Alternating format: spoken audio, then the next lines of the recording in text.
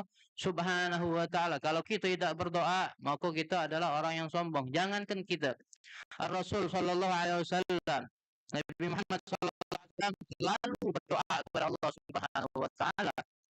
Bukan hebat lagi Rasulullah. Kalau mau melihatnya Rasulullah bukan main ibadahnya. Sholatnya tidak usah ditanya, baca Qurannya tidak usah ditanya, sedekahnya tidak usah ditanya. Apakah Rasulullah tidak berdoa? Tetap berdoa kepada Allah Subhanahu wa taala. Seperti dikisahkan ketika terjadi peperangan Badar. Itu terjadinya di bulan suci Ramadan ini. Itu peperangan Badar, peperangan yang sangat dahsyat sebabnya bahwa tidak seimbang antara orang kafir Quraisy dengan orang Islam saat itu. Dari jumlah orang kafir saat itu 1.000 tentara. Sedangkan umat Islam saat itu belum banyak. Belum banyak orang yang masuk Islam. Berjumlah cuma 300 orang.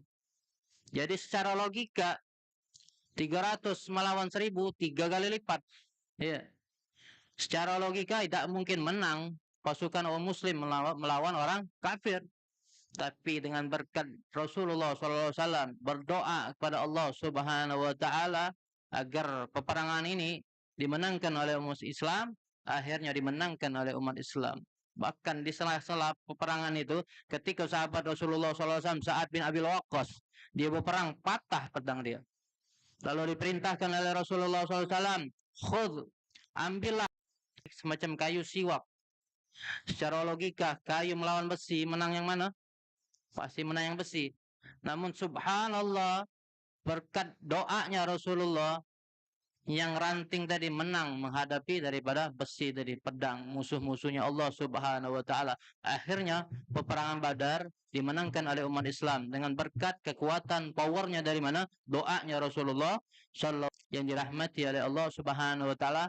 Perlu bagi kita, butuh bagi kita untuk selalu kita berdoa setiap apapun yang kita hadapi, masalah-masalah, problem-problem yang kita hadapi, maka ngeluhlah kita kepada Allah Subhanahu wa taala. Jangan ngeluh di mana biasanya kalau ngeluh nih?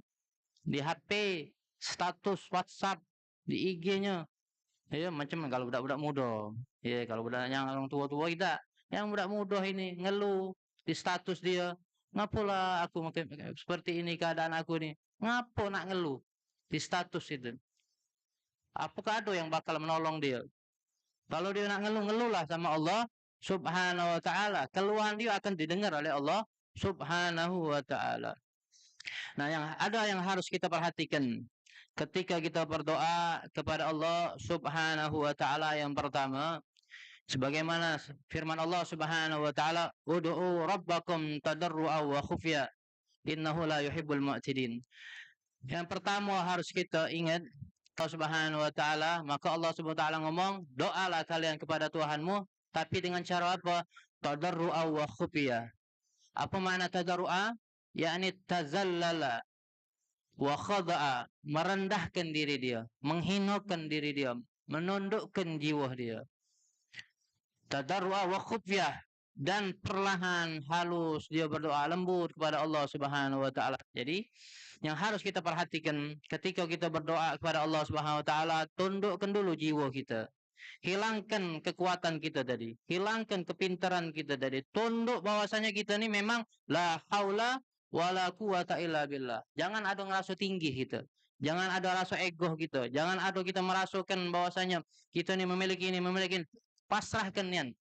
Pasrahkan kepada Allah Subhanahu wa taala. Hinakan nian bahwasanya kita ni tak kati apa-apanya. Kita ni hamba yang dhaif, hamba yang lemah, dan perlahan lembut kita ngomong sama Allah. Ya, mengenyek-enyek kita kepada Allah Subhanahu wa taala. Itu yang harus kita perhatikan. Jadi dengan kita minta sama Allah, jangan kita merasa diri kita bangga dengan apa yang kita minta, sombong dengan apa yang kita minta, maka jauh dari dikabulkan doa kita kepada Allah Subhanahu wa taala. Itu yang pertama. Yang kedua yang harus kita perhatikan ketika kita berdoa kepada Allah Subhanahu wa taala, yang harus kita perhatikan, wad'ullah wa antum muqinuna bil ijabah. Ketika kamu berdoa kepada Allah Subhanahu wa taala, maka wa antum muqinuna bil ijabah, yakinkan bahwasanya doa itu betul-betul dikabulkan oleh Allah Subhanahu wa taala. Ada rasa husnuzon sama Allah Subhanahu wa taala. Ketika kita berdoa, Ya, kita yakin bahwasanya doa kita itu betul-betul dikabulkan oleh Allah Subhanahu wa taala. Nah, nak numbuhkan rasa yakin ini kan proses. Ya, kadang kita ini kan ragu. Kadang kita tersirat di dalam hati kita ini, maaf, doa yang kita panjatkan kadang kita merasa mayanfa, arti manfaat. Kita ngerasa di dalam hati kita ini, setiap kita doa, kadang kita merasakan cak biasa-biasa, Pak. Tidak ada rasa manfaatnya. Sama macam kalimat yang sering kita baca di bulan suci Ramadan. Seperti kalimat itu zikir tapi doa. Asyhadu alla ilaha illallah astaghfirullah nas'alukal jannata wa na'udzubika minan nar. Allahumma innaka afuwun tuhibbul afwa fa'fu anna ya karim. Kita kadang terlintas kita maca itu doa itu terlintas seperti hati apa-apun ada arti manfaatnya padahal itu doa kita minta ridhonya Allah Subhanahu wa taala kita minta syurganya Allah Subhanahu wa taala kita minta dijauhkan daripada api nerakanya Allah Subhanahu wa taala dan minta ampunan daripada Allah Subhanahu wa taala. Tapi tidak kita ini karena kekurangan daripada wawasan kita tentang ilmu agama, kita menganggap itu suatu hal yang manfaat, manfaat terlintas di dalam hati kita. Padahal kita harus yakin kepada Allah. Setiap yang kita doa, kita harus yakinkan bahwasanya doa kita itu betul-betul dikabulkan oleh Allah Subhanahu wa taala. Ya, harusnya kayak itu. Kita yakin. Disebutkan di dalam kitab Fawaidul Mukhtara. Ketika iblis laknatullah, ketika iblis itu dikeluarkan oleh Allah Subhanahu wa taala di dalam surganya Allah Subhanahu wa taala, maka iblis ngomong sama Allah, berdoa sama Allah Subhanahu wa taala, langsung berdoa kepada Allah Subhanahu wa taala. Disebutkan dalam Al-Qur'an, qala fa'anzirni ila yaumi yub'atsun, qala fa innaka minal munzirin. Dikatakan iblis berdoa sama Allah, "Ya Allah, tangguhkan aku, kekalkan aku sampai hari kiamat." Doanya siapa? Doanya iblis. Dia habis keluar dari surganya Allah Subhanahu wa taala, dia ngomong sama Allah, "Ya Allah, boleh keluarkan aku di surga ini, tapi aku minta satu permintaan aku minta kekalkan sampai hari kiamat." Sebab niat iblis tadi masih pengen mengganggu daripada umatnya Rasulullah Sallallahu Alaihi Wasallam. Lalu qala fa innaka minal munzirin, dikabulkan oleh Allah Subhanahu wa taala. Doa iblis tadi dikabulkan oleh Allah Subhanahu wa taala. Disebutkan di dalam kitab itu, bayangkan katanya, ini doa iblis. Wong yang tidak beribadah lagi kepada Allah, yang dilaknat oleh Allah Subhanahu wa taala, tetap doanya dikabulkan oleh Allah Subhanahu wa taala. Apalagi kita orang-orang muslim, orang yang rajin ibadah, orang yang soleh, yang selalu sholat, baca Quran, rajin sedekah, masa doanya tidak dikabulkan oleh Allah Subhanahu wa taala. Jadi ketika kita berdoa, yakinkan bahwasanya doa kita betul-betul dikabulkan oleh Allah Subhanahu wa taala. Cuman memang terkadang maaf disebutkan di dalam kitab An-Nasih Dunia ini, doa itu memang secara hakikatnya selalu dikabulkan oleh Allah Subhanahu wa taala. Bahkan Allah malu. Allah itu kan bukan hanya memerintahkan. Bukan Allah itu hanya memerintahkan, menganjurkan kita berdoa. Bahkan Allah itu menjamin doa kita dikabulkan. Faqala rabbukum ud'uni astajib lakum. Kata Allah SWT, doalah kalian kepada Allah, aku akan kabulkan doa. Subhanallah Allah itu. Ketika Allah memerintahkan kita berdoa kepada Allah, ketika Allah menganjurkan kita doa, Allah juga memastikan kabulnya doa kita itu. Dipastikan oleh Allah Subhanahu wa ta'ala.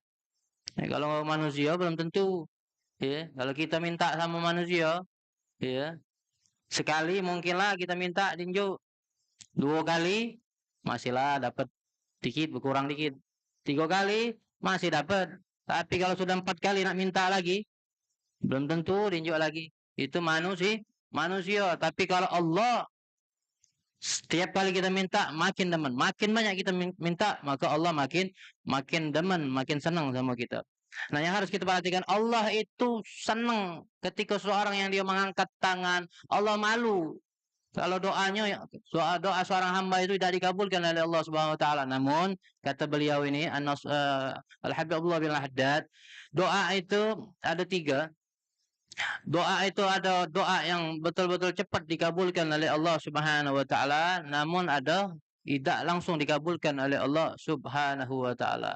balik-balik introspeksi diri kita masing-masing. Sejauh mana ibadah kita kepada Allah Subhanahu wa taala. Kita kepengen doa kita dikabulkan, tapi kita tak galak melakukan apa-apa yang telah diperintahkan oleh Allah Subhanahu wa taala. Maka kata beliau, ada doa itu cepat dikabulkan oleh Allah Subhanahu wa taala, atau yang kedua, ketika secara zahirnya doa dia sudah dikabulkan oleh Allah Subhanahu wa taala, namun Allah angkat bala daripada diri dia. Jadi musibah-musibah yang tadinya bakal menimpa diri dia, namun karena dia selalu berdoa kepada Allah, doa yang ini tidak dikabulkan, namun musibah diangkat oleh Allah Subhanahu wa taala. Itu wa huwa afdal, lebih mulia sebenarnya. Ketika dia berdoa pengen hajat yang ini, tapi hajat dia belum dikabulkan oleh Allah Subhanahu wa taala. Katanya Allah itu Maha kabul. Akhirnya dia ngomong sama, ya Allah tidak adil. Kaget dulu, jangan ngomong tidak adil dulu. Jangan berputus asa dulu sama Allah Subhanahu wa taala. Tetaplah berdoa. Namun ketika doa itu belum dikabulkan, jangan marah dulu sama Allah. Kemungkinan ada satu bala yang telah dijauhkan oleh Allah Subhanahu wa taala. Yang ketiga, ketika memang doa itu belum dikabulkan atau diangkat balanya, doa itu disimpan oleh Allah Subhanahu wa taala kelak di akhirat. Jadi pahala-pahala doa gitu dikumpulkan dulu. Maka digambarkan ada kelak di akhirat ada seseorang dia merasa heran, ditunjukkan oleh malaikat-malaikat Allah. Nah, inilah amal kau selama hidup di dunia. Dia heran. Perasaan dia tidak pernah melakukan amal-amalan ini. Tapi ditunjukkan oleh malaikat, inilah amal kau. Akhirnya kata malaikat, inilah doa-doa yang selama kau panjatkan di dunia tapi belum dikabulkan oleh Allah Subhanahu wa taala, maka disimpan oleh Allah. Ini untuk aku merasa heran dia kepada Allah Subhanahu wa taala. Jadi doanya seorang itu secara hakikat, secara zahirnya belum dikabulkan, maka disimpan dulu oleh Allah Subhanahu wa taala. Maka oleh karena itu, jangan pernah kita henti-henti untuk kita berdoa kepada Allah Subhanahu wa taala, sebab setiap kali kita berdoa merupakan ibadah kepada Allah Subhanahu wa taala. Yang harus kita perhatikan yang tadi, kita harus tundukkan diri kita dan kita harus yakini ketika kita berdoa bahwasanya doa kita betul-betul dikabulkan oleh Allah Subhanahu wa taala. Yang ketiga, yang harus kita perhatikan, jangan sekali-kali kita memakan sesuatu yang diharamkan oleh Allah Subhanahu wa taala, sebab ini juga menjadi kendala doanya tidak dikabulkan oleh Allah Subhanahu wa taala. Ketika seseorang berdoa kepada Allah Subhanahu wa taala namun di dalam badannya terdapat sesuatu yang diharamkan oleh Allah Subhanahu wa taala, maka proses doanya tidak dikabulkan oleh Allah Subhanahu wa taala. Sebagaimana dikisahkan di dalam satu kitab, ada seseorang yang dia berdoa kepada Allah Subhanahu wa taala zaman Nabi Musa alaihissalam. Dia berdoa kepada Allah, dia angkat tangannya setinggi langit. Bahkan dia nangis, berlumur air mata. Bahkan air matanya air mata darah yang keluar. Saking dia berdoa kepada Allah Subhanahu wa taala.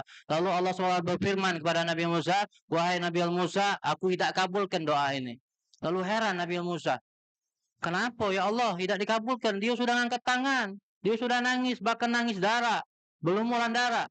Kata Allah Subhanahu wa taala, "Bagaimana aku kabulkan doa hamba ini sedangkan dia makan sesuatu yang haram, minum dari sesuatu yang haram, bahkan di rumahnya ada sesuatu yang diharamkan oleh Allah Subhanahu wa taala." Wal iyazubillah. Mudah-mudahan kita dijauhkan oleh Allah Subhanahu wa taala dari sesuatu yang diharamkan oleh Allah Subhanahu wa taala, sebab itu akan mempengaruhi daripada doa kita kepada Allah Subhanahu wa taala. Pernah sahabat Rasulullah SAW Sa'ad bin Abi Waqqas bertanya kepada Rasulullah Shallallahu Alaihi Wasallam, "Ya Rasulullah," kata beliau, "aku kepengen menjadi seseorang yang mustajab berdoa, menjadi seorang yang kalau berdoa itu langsung dikabulkan oleh Allah Subhanahu wa taala."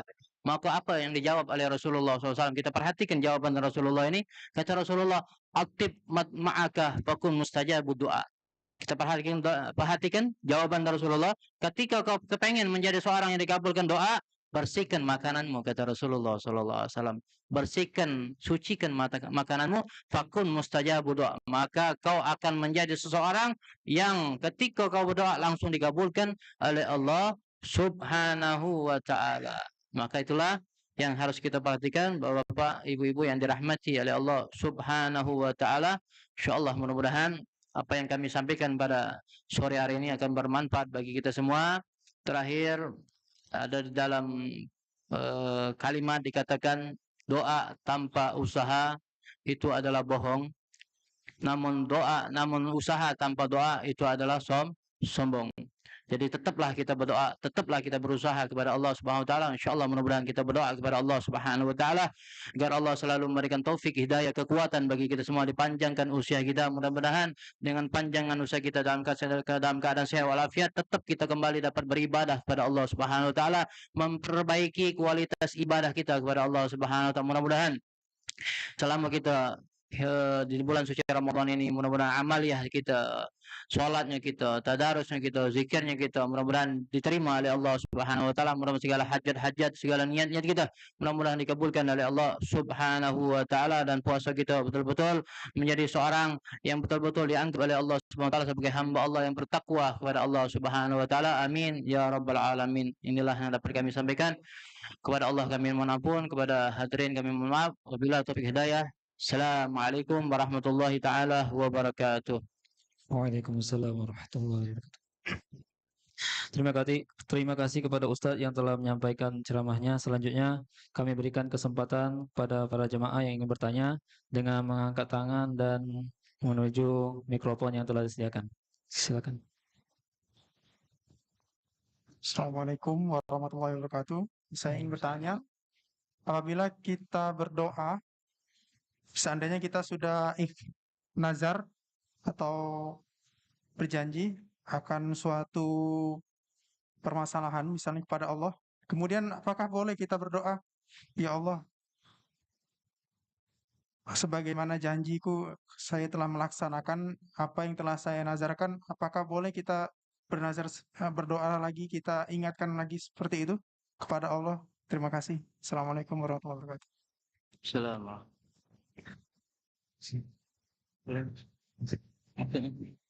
Diulang ya.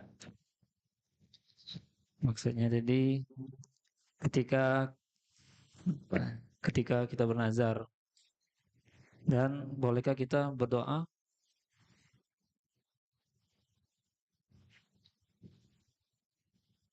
Bolehkah kita mengingat lagi nazar yang telah kita selesaikan? Terima kasih sebelumnya kepada saudara kita yang telah bertanya pada kesempatan sore hari ini, bertanya masalah ketika seseorang yang dia bernazar kepada Allah Subhanahu wa taala, aduh nazar dia kepada Allah Subhanahu wa taala, sudah nazar tadi sudah dilakukan, maka apakah dia tetap berdoa kepada Allah Subhanahu wa taala? Ya, tetap ya. Mungkin ini dapat kami sedikit dapat kami jawab. Kalau seandainya tidak sesuai, kami mohon maaf. Jadi ketika nazar ini suatu hal yang dibolehkan di dalam agama. Nazar boleh. Hukumnya nazar itu adalah hukumnya boleh.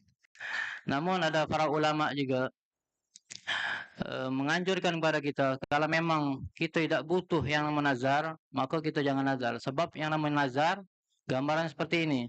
Aku ini seperti omongan-omongan biasa. Aku ini pengen rajin ibadah ketika hajat aku ini kabul misalnya. Ya.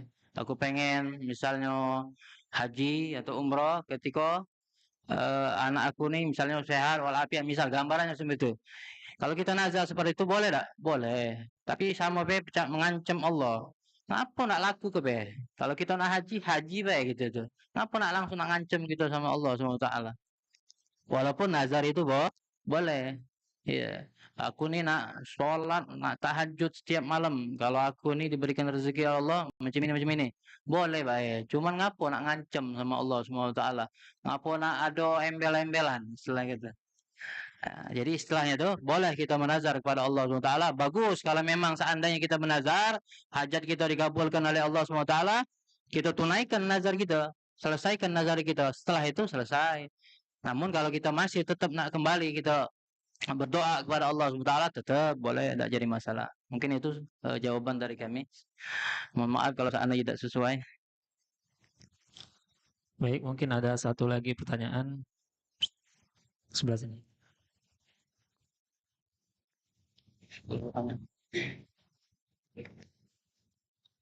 Assalamualaikum warahmatullahi wabarakatuh. Saya mohon bertanya kepada Ustaz. Pegang. Saya pernah mendengar itu katanya, kenalilah diri Anda sebelum engkau mengenali Tuhanmu. Gimana Anda bisa mengenal Tuhanmu kalau dari diri sendiri? Maksud dari perkataan itu gimana Pak Ustadz? Kalau kita berdoa, kalau kita tidak kenal diri kita dengan Tuhan kita, gimana? Sedangkan ada pepatah tadi yang mengatakan kenalilah diri Anda sebelum engkau mengenali Tuhanmu.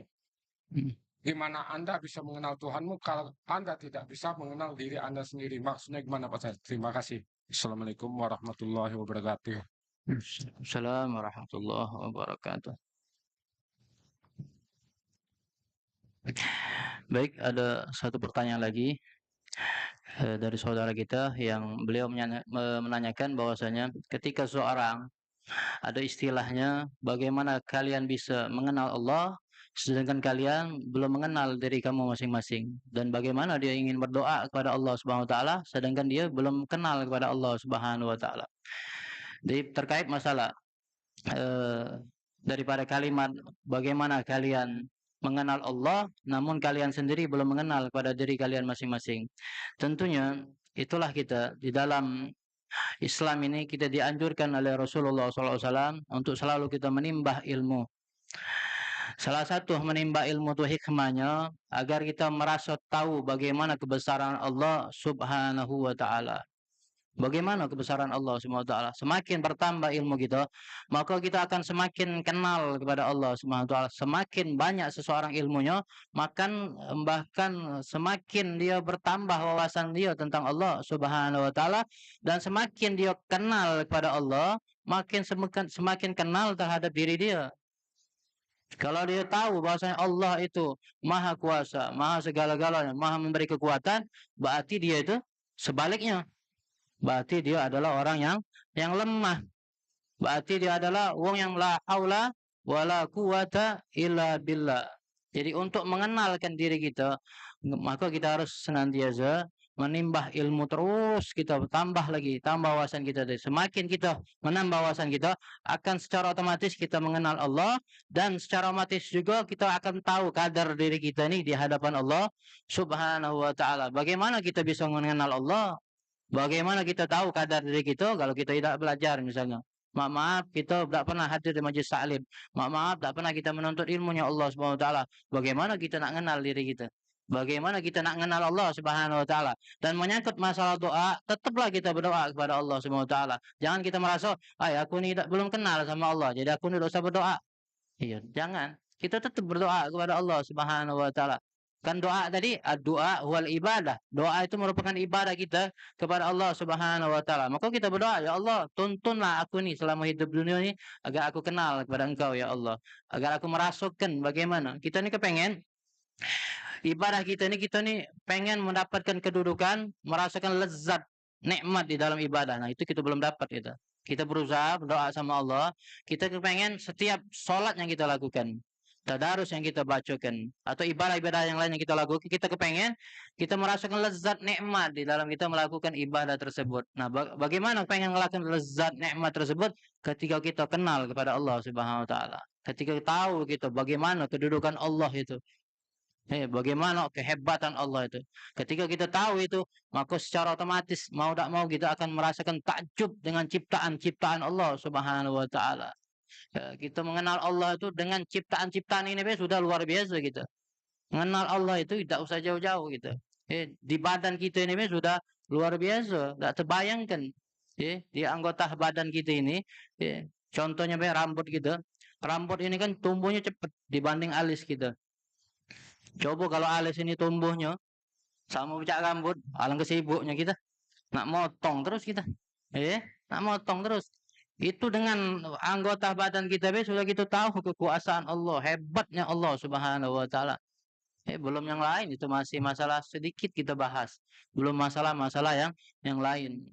Jadi intinya harus selalu kita menimbah ilmunya Allah Subhanahu wa taala. Sekian, mungkin kalau seandainya jawaban kurang pas, kami mohon maaf. Bagus. Jadi Terima kasih kepada para jemaah yang telah bertanya dan kepada Ustaz yang telah menjawab pertanyaan-pertanyaan tadi. Selanjutnya kami mohonkan kepada Ustaz untuk memimpin doa untuk menutup acara kita pada sore hari ini. Pak Ustaz, silakan. Bismillahirrahmanirrahim. Alhamdulillahirabbil alamin. Allahumma shalli wa sallim ala sayyidina Muhammadin wa ala ali sayyidina Muhammad. Allahumma hdihna bihudak waj'alna mimma yusari fi ridak wa la tuwallina waliyan siwak wa la taj'alna mimman khalafa amraka wa saq wa hasbunallahu wa ni'mal wakil wa la hawla wa la quwwata illa billahil aliyyil azim. Allahumma arinal haqqa haqqan warzuqna tibaa wa arinal batila batila warzuqna ijtinabah wa la taj'al mushtabihan alaina fanattabi'al hawa. Rabbana la tuzigh qulubana ba'da idh hadaytana wa hab lana min ladunka rahmatan innaka antal wahhab. Rabbana atina fid dunya hasanah wa fil akhirati hasanah wa qina adzabannar. Wa sallallahu ala sayyidina Muhammadin wa ala alihi wasallam. Alhamdulillahi rabbil alamin. Dengan berakhirnya doa tadi, maka berakhirlah acara kita pada sore hari ini. Semoga ilmu yang beliau sampaikan bermanfaat dan dapat kita amalkan dalam kehidupan sehari-hari. Amin amin ya rabbal alamin. Dan kami informasikan untuk ceramah